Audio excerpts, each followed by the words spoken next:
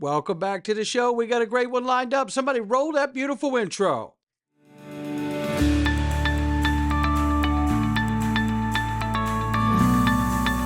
Digital Perspectives with Brad Kimes. Come on in.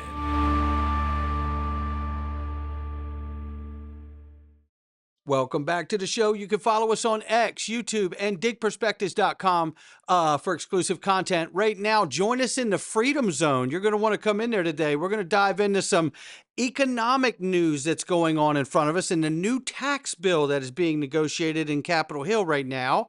You'll want to know what we're going over inside of that. By the way, it's every daily video with 0 Google ads and extra content. It's less than the cost of a cup of coffee per month. It is a great way to support the channel. And believe me when I tell you, we're all super grateful for all of you who do. Right now, $3.5 trillion market cap for crypto. The market is off 3.3. Bitcoin still holding 107,000. Ethereum holding 2,500 plus. And XRP at the time of recording this, 231 at the moment. We're down 1.4 on the 24. We're down 2.8 on the 7-day. Range of price between 227 and 235. We'll keep an eye on it. I do want to let you know, though, there's 4 days until XRP Las Vegas. Did you get your ticket? Come on in. Take a listen. XRP community, this is it. Hello, Las Vegas! You guys having fun? This is Bree Teresi, model and crypto enthusiast, with the final promo for XRP Las Vegas 2025. We've waited, we've planned, we've believed, and now it's here. XRP Las Vegas 2025 kicks off this Friday and Saturday.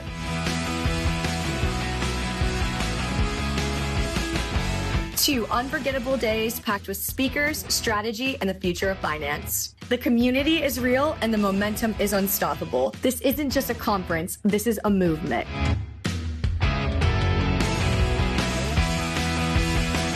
There's still time to get tickets. Log on to XRPLasVegas.com for ticket information and conference agenda. XRP Las Vegas 2025, we made it. Now let's make history. Lock in. XRPLasVegas.com. Get your tickets. We're getting so excited, ladies and gentlemen. And I do want to remind people, look, it's very scary out here in this world trying to self-custody your crypto or not have protective measures so something like this doesn't happen to you and your family. New York City Bitcoin Baron's vicious plan. He tortured a man for crypto passwords. A guy an entrepreneur living in a $75,000 a month apartment in New York City got busted for kidnapping a guy, tying him up and zapping him with wires to steal his Bitcoin passwords. Luckily, this guy was able to get away from the person who abducted him.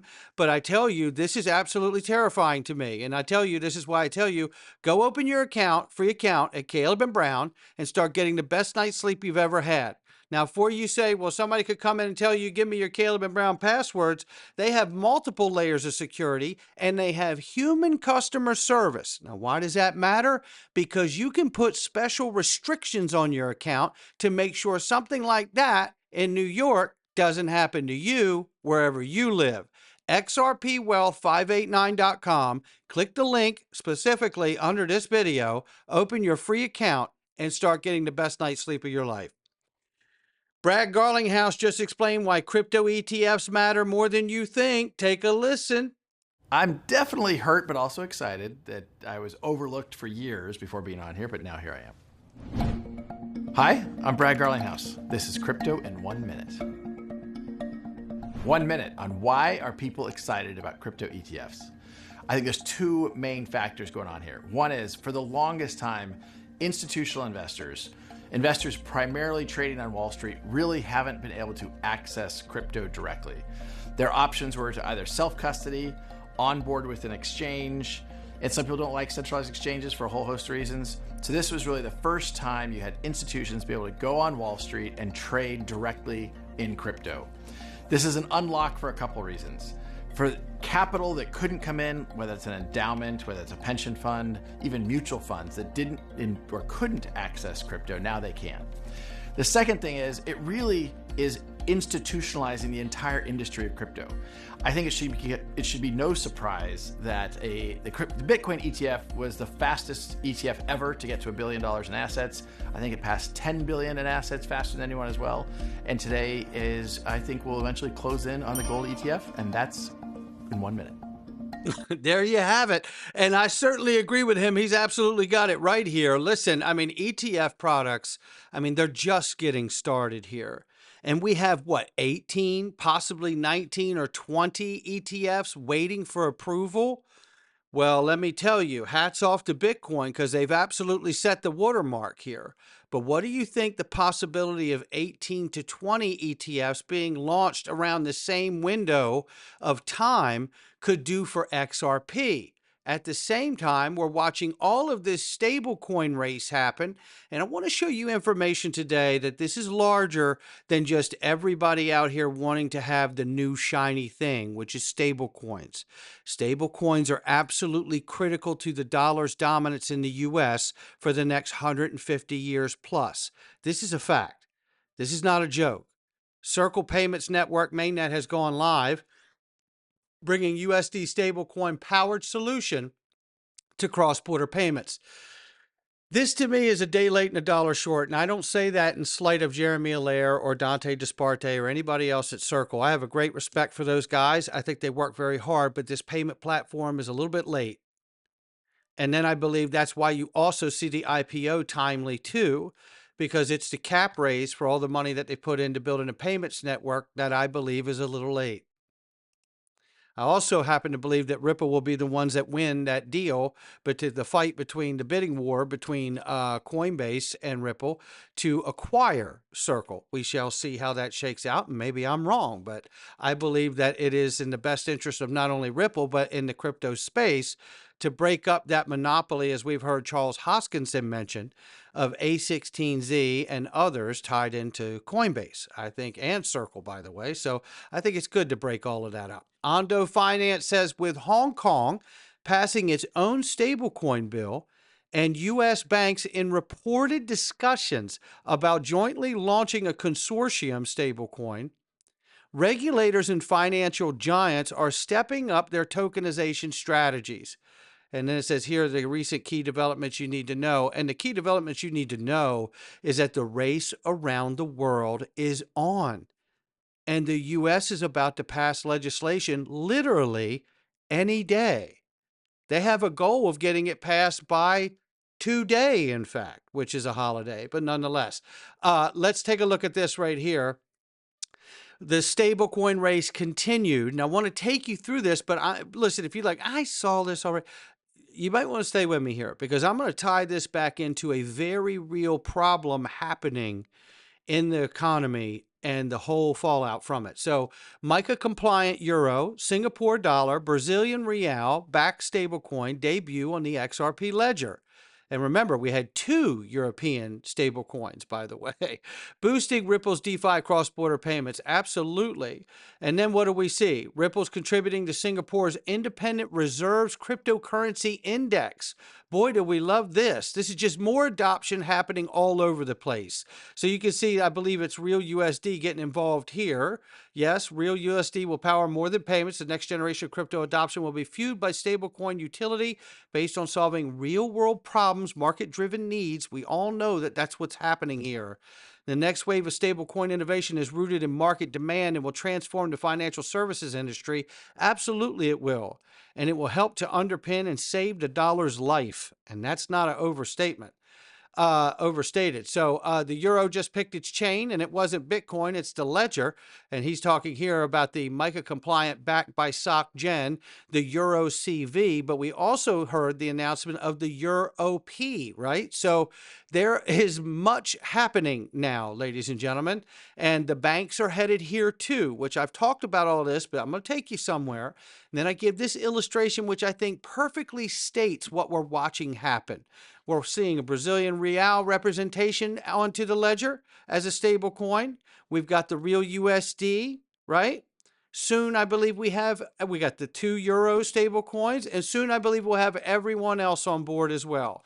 because remember, this is a big problem because the former IMF chief economist believes crypto is a rising threat to the US dollar's dominance, not to mention the fact that we're in a situation with the dollar itself and the nature in which it's been treated and printed. Take a listen to this clip. Is this an orchestrated decline? Because it fits in so well with some of the goals of the Trump administration. If we're talking about Is this an orchestrated decline? Did you hear what Joe Kernan just said? Is this an orchestrated decline? Because it fits in so well with some of the goals of the Trump administration. Now, let me just say here, an orchestrated decline of the dollar to get the dollar weaker, right? So then he can force what? The Fed to cut rates, maybe? So then Trump can refinance the debt at a lower rate and save the country money. I think I have it. I don't know if I'm right, but that's how I interpret that statement. Let's keep listening to Ken now. If we're talking about the decline of the value of the dollar, I think it was really high and set to come down. My book talks about that, but it's more about the dominance of the dollar, the fact it's like English, everything's, trade is denominated in dollars, assets are denominated in dollars, we control the global financial system. And the rest of the world didn't like that very much. So we weren't orchestrating that. I think the Are we orchestrating the decline? Well, I think Trump is a catalyst, an accelerant, but sort of saying it's because of him is wrong. Like, it was in play for more than a decade. We had reached this incredible peak. It's not that the dollar's disappearing, but sort of coming down from this incredibly dominant position. Affects the interest rate we pay, our ability to impose sanctions, many other things. I mean, it's a real turning point in the global economy. Are we at the beginning of it or at the end of it? Well, that depends how you look at it, Joe. I think you're at the end of where it is today in the way the system currently operates, but I think you're at the beginning of where we're going. Because again, a new Bretton Woods is here. Take a listen here. How are the trade talks going here? Listen to U.S. Secretary Treasurer Scott Bessent. The tariffs that you mentioned. You had a lot of discussions in Canada. Japan was a part of that. You've talked about Japan a lot. If the Japanese is not the next country to do a deal, who is? As I mentioned before, we're far along with India, and they got in early on. Many of the Asian countries have come with very good deals. So there are 18 important trading partners, and I would say with the exception of the EU, most are negotiating in very good faith. Who do you think goes first? Bill, we're going to have to see. Is it a summer battle? Do we take this into the fall? And if we take it into the fall, are we talking about 2026? To do a deal you can announce publicly? With the EU? With the EU, with anybody. You pick it. No, look, these deals are moving quickly, and I think as we approach the end of the 90-day period, we're going to see more and more of them announced. Okay, is that July then? I think that's the 90 days. Okay, so we will look for that then. There you have it. So there's the 90 days. They expect in July to be announcing a lot of these trade deals that they are clearly holding back. You can see he's got like the cat that ate the canary look there. There's a lot there, but trade talks with Japan have apparently broken down as well. I don't think that's accurate. And I like finance a lot, but I take issue with that because I don't think they broke down. I think they've just taken them behind closed doors. And the reason I believe that is because Japanese prime minister just said his country financial situation is worse than Greece. So they're in a position where they have to negotiate. They have to negotiate. That's why I say first it was Plaza Accords. What are Plaza Accords? I'm going to get there. And this time will be called the Mar-a-Lago Accords because we know Trump's got the Mar-a-Lago estate.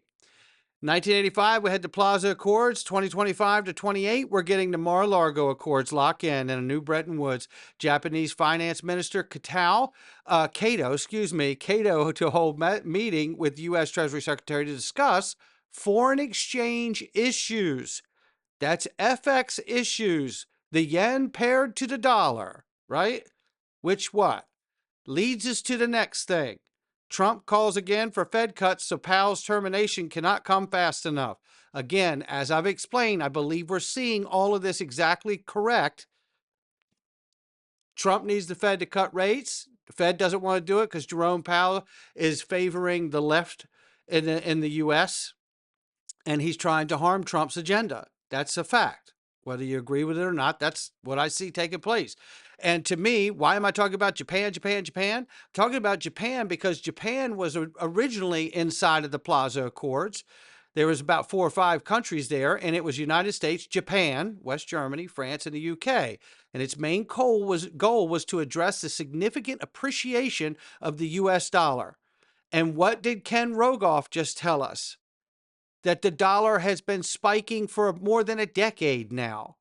And it has strengthened to the tune that has become a problem for the world, not just the U.S. And Trump refinancing the debt. So this strengthened about 50% back in 1980 to 85 and basically causing trade imbalances. Sound familiar? What are we going through right now? Negotiations for what? Trade. Using what? Tariffs to get everyone to the table. And a very strong dollar that's been crushing other countries like Japan's yen. Now explain in a brief summary how a new Plaza Accord moment could create a new Bretton Woods integrated with the use of XRP. It's very simple. A new Plaza Accord like moment today could aim to address global trade imbalances, which is what we're watching the president negotiate currently right now. Similar to the 1985 agreement, by coordinating major economies to adjust the exchange rate or monetary policies, integrating XRP, a cryptocurrency designed for, as we know, all the things that it does, could modernize the Bretton Woods style system. A new Bretton Woods style system, which originally established fixed rate exchange rates and global financial institutions in 1944.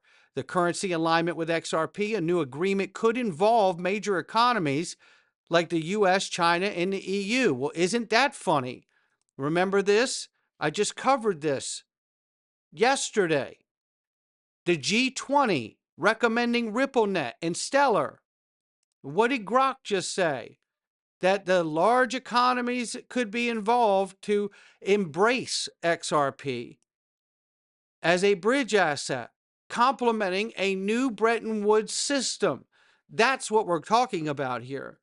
The globally coordinated and coordination and challenges is that, like Plaza Accord, a new agreement would require unprecedented coordination among nations, central banks, private entities like Ripple, XRP, and integration could face resistance due to regulatory uncertainties, which we're all getting sorted out now. So that is what we're talking about here.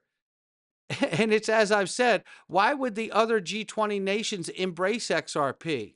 Because I believe out of some of those 1,700 contracts that Ripple didn't want you to know about, the SEC didn't have a problem you not knowing about, and the judge didn't challenge you not knowing about it, and me not knowing about it. I believe some of those contracts were to those G20 nations. I can't prove it, but I believe it. Not financial advice from me or anyone else. We're going into the Freedom Zone. I hope you will join us. We're going further in.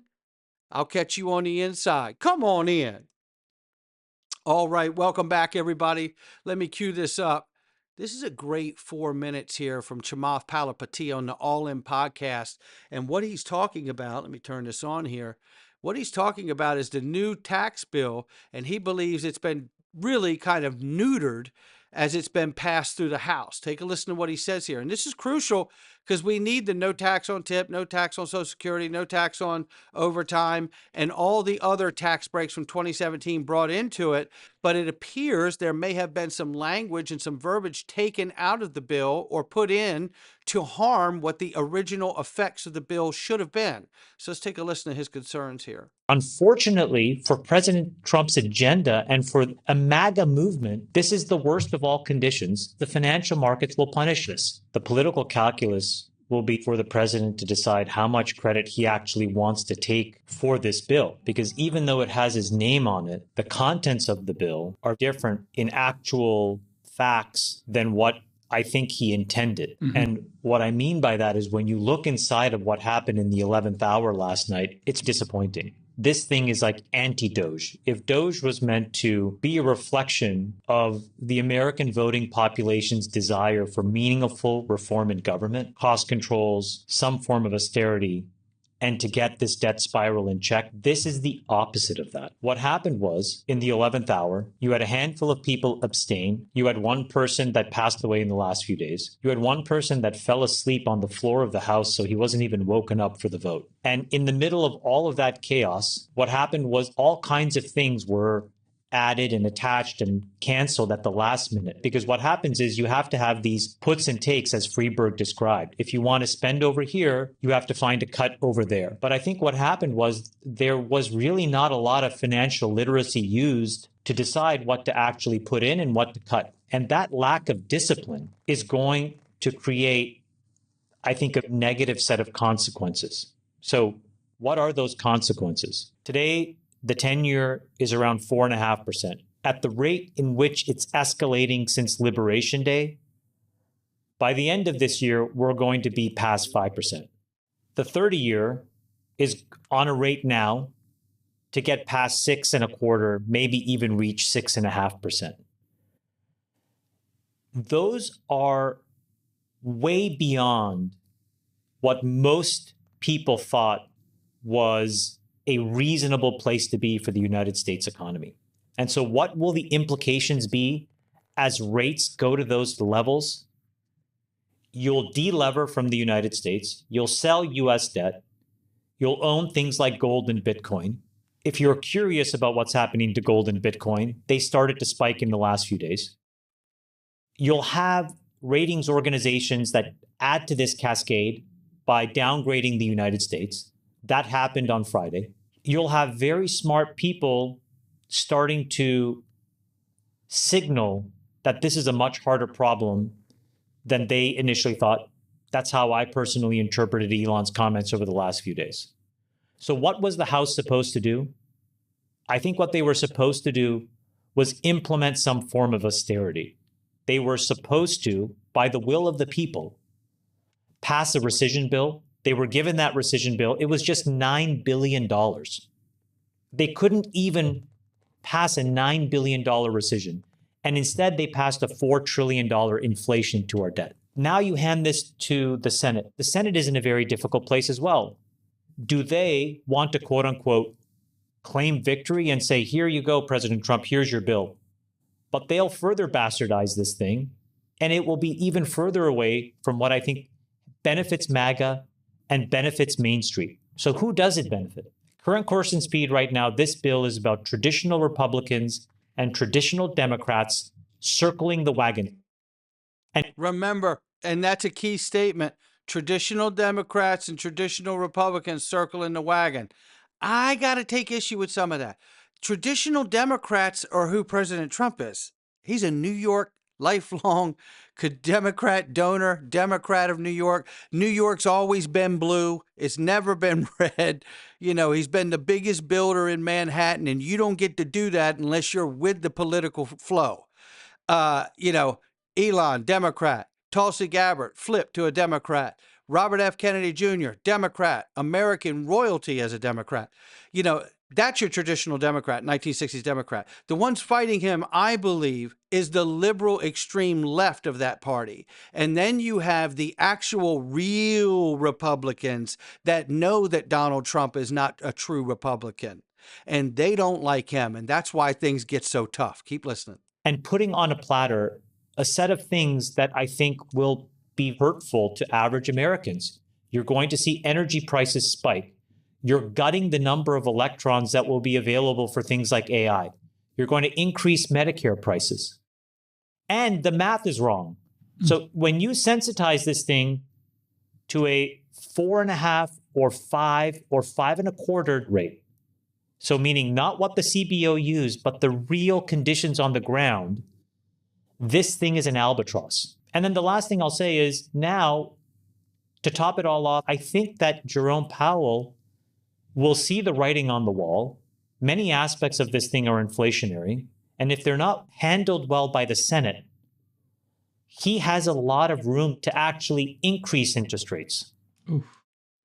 So I would just say that the Senate has an incredibly difficult job. I think the president has an even more difficult job about what to do right now, but the House did nobody favors. They did not do anybody a favor yesterday. So there you have the take on that. I mean, just a scathing review of the House's efforts or lack thereof from Chamath. Shout out to him. Huge amount of respect for Chamath. Spot on, says QE Infinity here. Powell's next move could very well be to hike the interest rates. This new bill is a disaster. And if he hikes interest rates, this could cause more problems to find this country a lot sooner. And those problems, make no mistake about it, will be reflected in the dollar. And that could escalate this stablecoin race and this new digital asset class to have to come to the rescue like we've yet to see. Not financial advice from me or anyone else, but this is something to watch extremely close.